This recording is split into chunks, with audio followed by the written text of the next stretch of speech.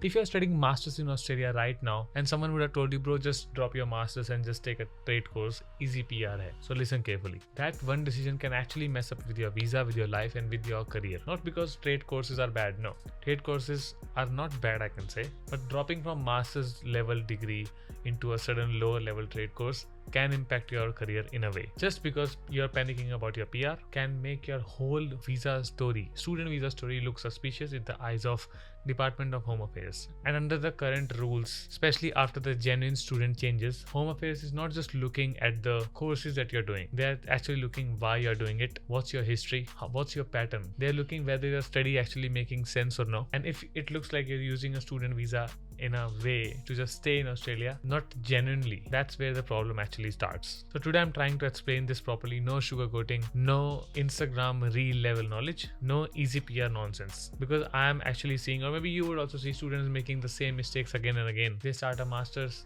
they get panic, they change their degree or course to a lower level just because someone gave a random advice, and then actually they realize that, oh my god, this is not as simple as it sounded. But you know what, till that time the damage is already done. So before you downgrade, before you change your degree or COE, before you listen to your friend's cousin's advice, watch this video properly, because this video can actually save your visa. So let's go forward.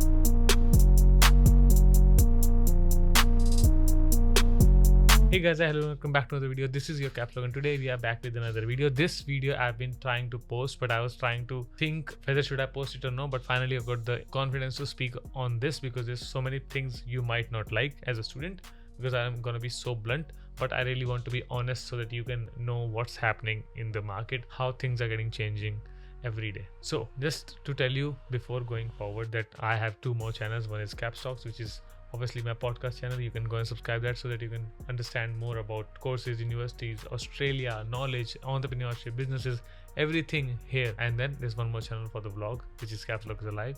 Both of them have their links in description. So let's go forward. Well, initially, why this topic is actually so dangerous for you, let's talk about this. The conversation was already risky before, but from 2024 onwards, it became more serious. How? Australia replaced the GTE to GS, everyone knows. And now the question is not just will the student go back home? No. The question is more like, is the person actually genuinely coming to Australia for study or no? That's a major question they're asking. And for the students who are already in Australia, this question becomes really sharp, especially for them. And then Department of Home Affairs, obviously, or anyone would think or see that is the person generally contributing to the study or they're just using the visas to just stay in Australia. That's a difference. This is a kind of an uncomfortable part I will be speaking on, but that's where students mess up the most. So we need to address it. They think Home Affairs check documents like passport, COE, bank statements, academics, that's it, done. No. They actually are not working on this particular scenario now. They have changed, everything has changed. They look at the story, they look at the education history, they look at the course progression, they look your employment background as well, they look your previous visa behavior as well, they look any study gaps, they see course changes, they see provider if their provider is getting changed again and again, and whether your new course is making sense or no. So imagine this, you came to Australia to do a master's, maybe master's of IT, master's of business or master's of engineering, anything, right? Or maybe something else. So then suddenly halfway through you just think or listen to someone's advice and then you're like, okay, I might be shifting into certificate or diploma or maybe any carpentry course or any trade course or maybe cookery or maybe hairdressing, plumbing. See, that's where the problem occurs. I would say maybe the trade pathway is actually looking good. Maybe the occupation has demand. Maybe the field has PR potential. Yes, these all 3 points are correct. But for a visa point of view, the officer can still ask, why did this student, particularly studying this master's degree, suddenly moved to a lower level course? Why now? Just now? Why? Was this planned before? And if it was, why did they not mention it in their GSR?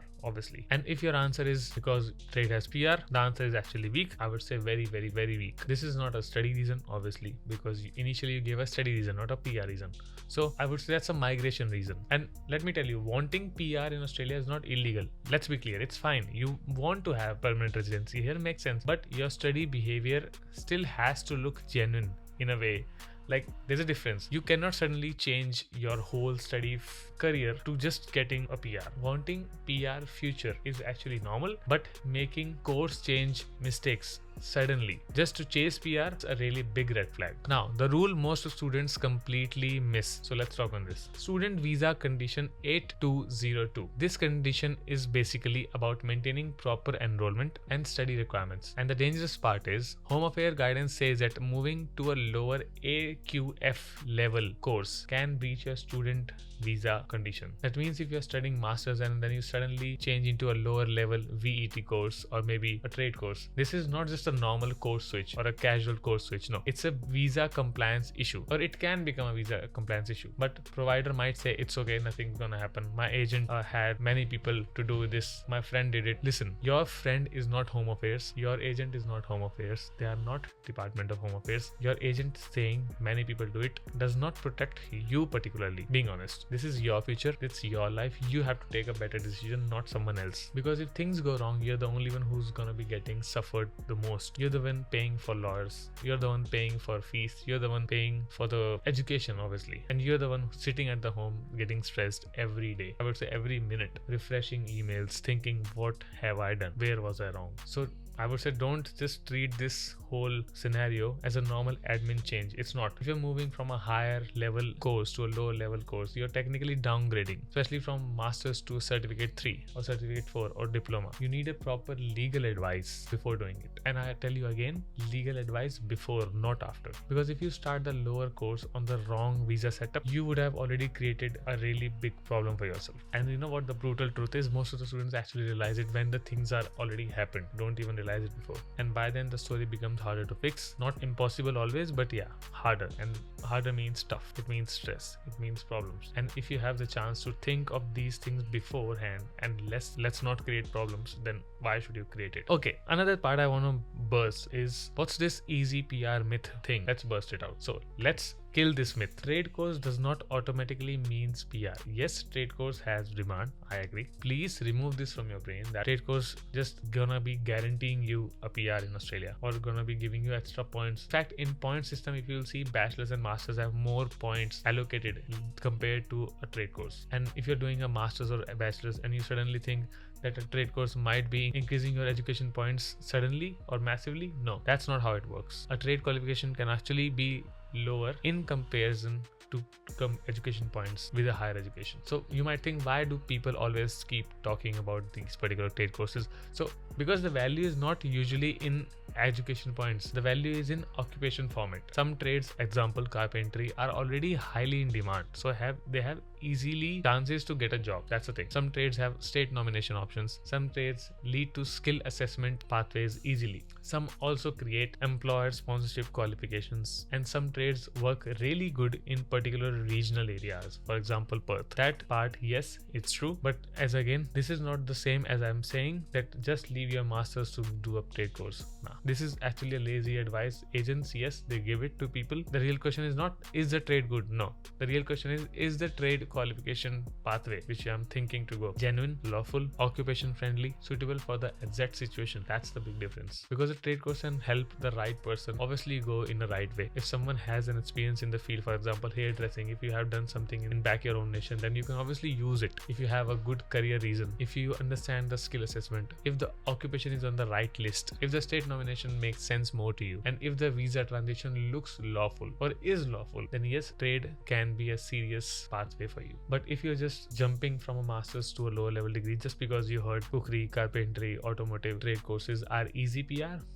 nah, that's not a strategy. That's panic. Being honest, that's actually panic. Now, so let's talk on the genuine student problem. Now think about this particular form from the perspective of Home Affairs, right? A student comes to Australia or thinks to come to Australia to study, right? They submit a study visa pathway form, obviously, like application, I would say. The course is important for my career. That's what they mention. Then they explain their future plans. Then they explain their financial capacity, their academics, their intent to study, how they get the visa. And then after some time, they come here and then they suddenly change into a lower level trade course. Now the officer asks, if the master's was so important, why did the person leave this study suddenly, randomly? If the trade course was the real passion, why didn't you choose it at the first place? What has changed? Why is this particular course lower than your current education level? How does it connect to your back history or your future intent to study or to have a career or to have a future? How does it improve your career? Are you genuinely even studying or just staying here in Australia? This is the exact pressure points the migration lawyers won't say on your face, but the officers of Home Affairs have these points in their mind from the day one. And also this is the reason why they're actually, I would say, deporting people and canceling the visas. And you know what? Many of the students don't even have a particular answer. They only have the answer which is easy PR. And that's not a strategic answer, being honest. The answer alone can obviously not be enough because Home Affairs does not ban future PR intentions. No, they cannot, or I would say they do not. But they do care if the course choice actually looks fake or the real in the first place. They do care if the study pattern looks like visa hopping, and they do care if the documents show one thing and the person what he is doing shows something else. And that's the problem. You cannot say in your first visa application the master is very important for my career, and then suddenly later on you casually drop into a lower level study. This creates contradiction. This contradiction creates risk, and this is where the students get panicked and caught. They get caught. They get trapped. They get stressed, and that's how the story of a person, of a student, becomes weak. Now, another trap, which is the 485 visa trap. So students do not understand these points usually, but let's talk on this. The 485 visa. Many students think that I'll do this trade and then I will apply for 485 and then PR. Sounds really simple, but reality is different. The 485 visa has different streams, different timelines. The higher education is usually linked to a degree level study, right? The vocational stream is usually occupational study or occupational linked. That means for trade related 485 visa pathways, you usually need the qualification to match an eligible occupation, and you need a suitable skill assessment. So again, it's not just I studied a trade course, now you can give me 485. No, it does not work like that. You usually need to check as a student, is the occupation eligible? Is the course relevant? Is the assessing authority pathway clear? Do you need provisional skill assessment? Do you need work experience? Does your qualification match the occupation properly? Can you prove it? And one more thing, post vocational pathways can be shorter compared to normal visas, normal 485, which is bachelor's and master's. So if you leave master's pathway, you might not be moving into a stronger stream. You might be moving into something which is more restricted. And that is why I keep saying that do not compare courses emotionally. Compare pathways, compare the occupation, compare the qualification. A course is not a pathway by itself. Course is just one place. Then you go one by one, step by step. The real pathway is visa rules, skill assessment, occupation list, state nomination, work experience, employer sponsorship. If you look at one piece, you will obviously make bad decisions, and that's what many students are doing. They hear just one line, which is easy PR, and then they get trapped. Okay, one more thing. When does the trade courses actually makes more sense? When you should actually do it? Let's talk on this too. I don't want anyone to take this video in a wrong way. I'm not saying trade courses are useless. No, they are not. They are actually very valuable. They are highly in demand. So Australia generally needs skilled workers, right? In many areas like construction, automotive, hospitality, hairdressing, plumbing, electrical, diesel mechanics, and many more, obviously. Some states also give attention to certain trade occupations, especially where there are real labor shortages. So yes, trade can work, obviously, but only when the pathway is actually real. For example, if someone generally wants to become a carpenter, right? They understand the work, they are ready for the physical labor, they know the training requirements, they know the skill assessment options, they know the state nomination options. So they are not just doing it for the sake of easy PR. They actually want to do it, and that's how things are getting seen here, and that's called a proper plan. Same with automotive, same with plumbing, same with hairdressing, same with other trade courses. So here's the truth, what students don't hear mainly, which is trade is hard. Yes, it is physical.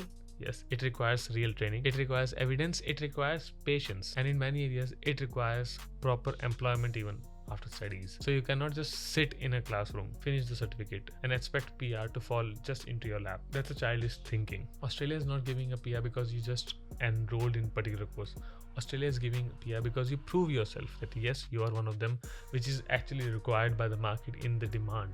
That you are one of the real labor shortages people, and you're trying to make Australia a better place through your own efficiency and your own choice, your own will of doing these trade courses. So on this topic, I have more things to say, like the risk. So in this topic, I have more points to talk on. But if you want me to make a part 2 of this particular, I would say, scenario, let me know in the comment section. And I hope you understood this video. Make sure to share this video to someone, at least one person who's thinking to change his particular field of study into a trade course, and he or she might be having issues or thinking capabilities problems. Then they can listen to this video, and then they can understand what can be done and how they can think of problems and solutions in a separate mindset, not just in an easy PR mindset. So share this video to your friend, like this video, subscribe to the channel for more information, subscribe to my other channels. This is KapsLock signing off. Bye. And comment down if you want more parts.